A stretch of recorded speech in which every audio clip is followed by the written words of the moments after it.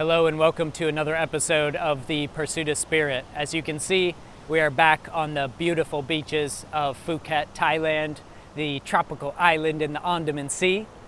Been soaking up them sweet, sweet rays of sun and also doing some deep contemplation. And that contemplation I want to share with you today. And it is regarding and exploring the notion that every single thing, from substances to food to music to information to people, they're all existing within a specific state of consciousness. That is to say, they're all vibrating at a specific frequency. So we're going to explore this notion a bit, and how I arrived at this notion and this contemplation was actually through cannabis. So some of you may know I haven't smoked cannabis in a long while, after smoking for God knows how long, 7 years straight, basically 8 years straight.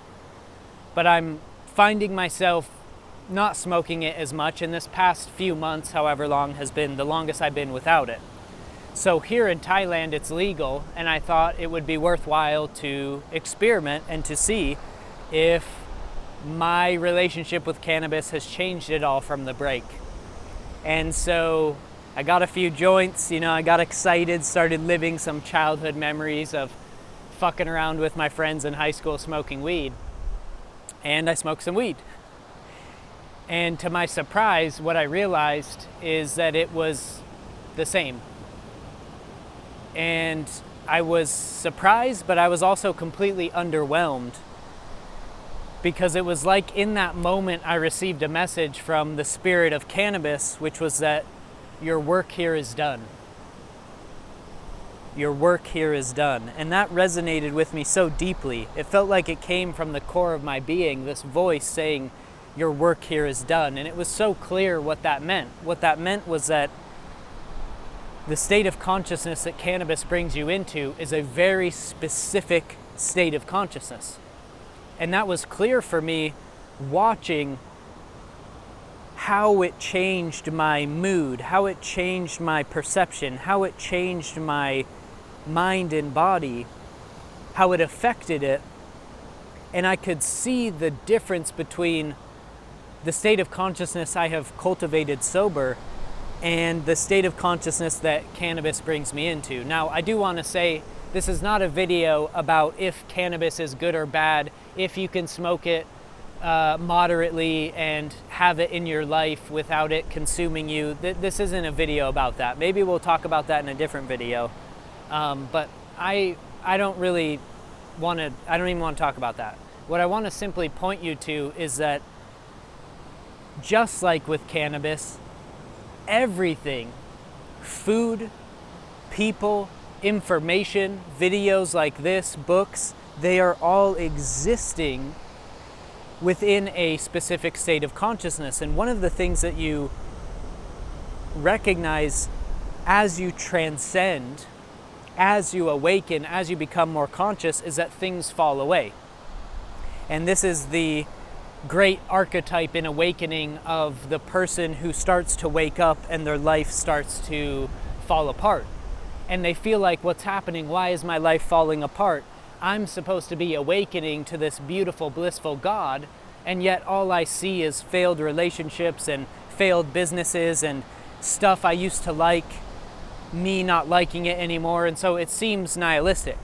And in a way it is, because what's happening is that everything that was vibrating at your state of consciousness, at your state of being, fundamentally has to fall away when you access a new state of consciousness.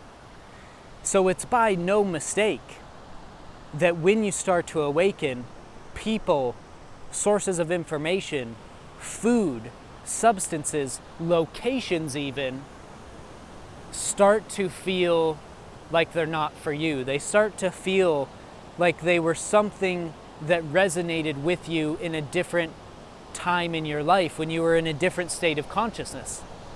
And so that's what I experienced with cannabis, and it was bittersweet. It was bittersweet because a part of me is still identified with being a stoner, and a part of me wanted it to be true that cannabis could be in my life, and it could be this thing like it was when I was younger that made me feel so free and open and creative.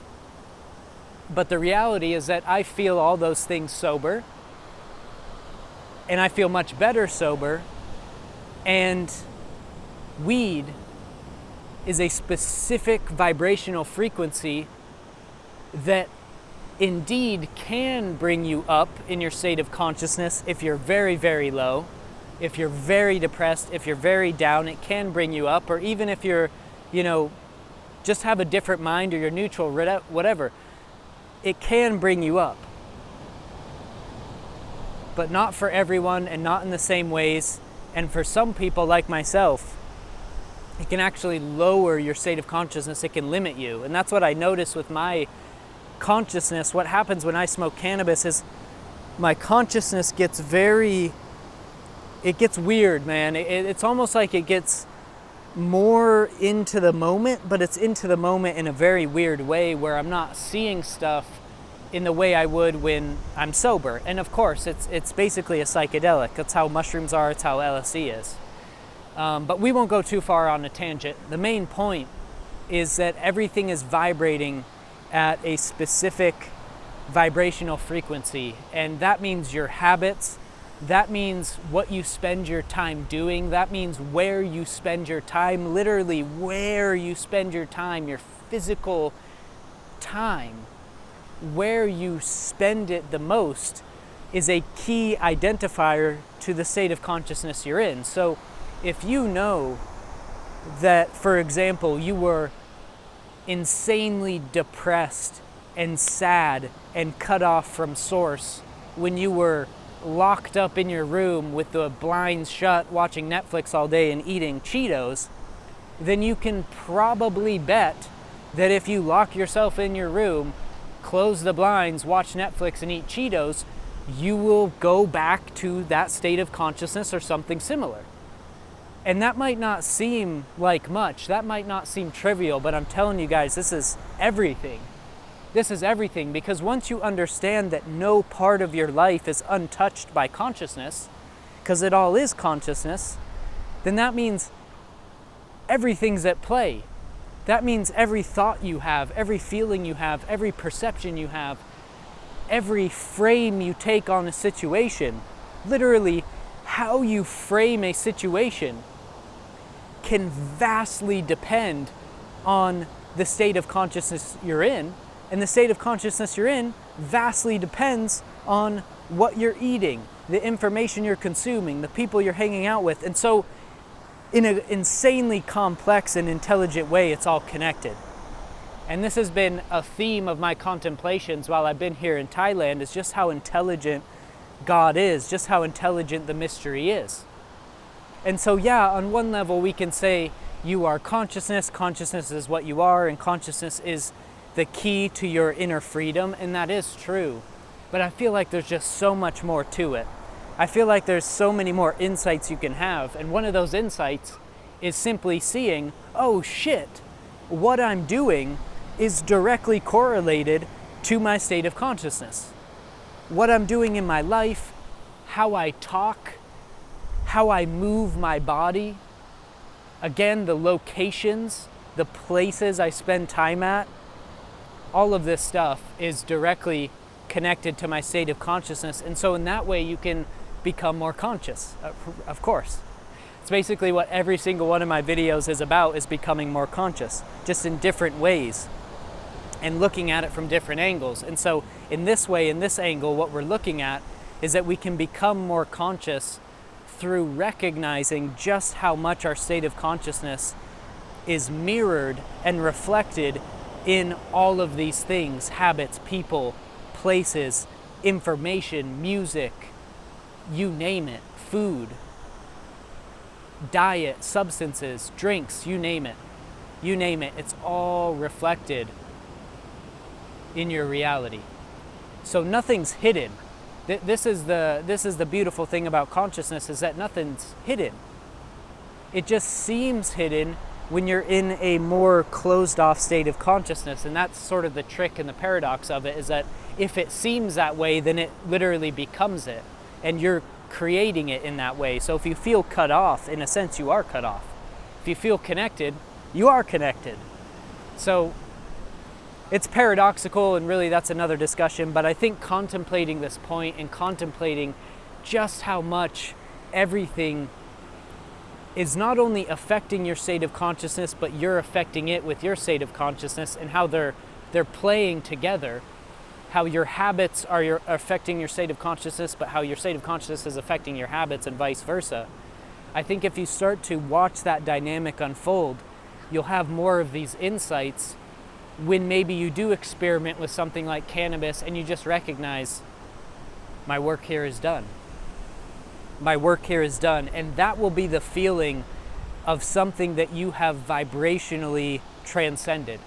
Whether that's an old friend, whether that's an old family member, whatever that is, the feeling that you'll have towards it won't be hateful or bitter or resentful. It will be closure. It will simply be, my work here is done, and that's okay, because there's something new for me. There's something more aligned energetically and vibrationally with where I'm at. And not to get anything, again, we're not getting into new age manifestation where it's like, okay, what can I feel so I can make $1 million the fastest? No, that's still ego.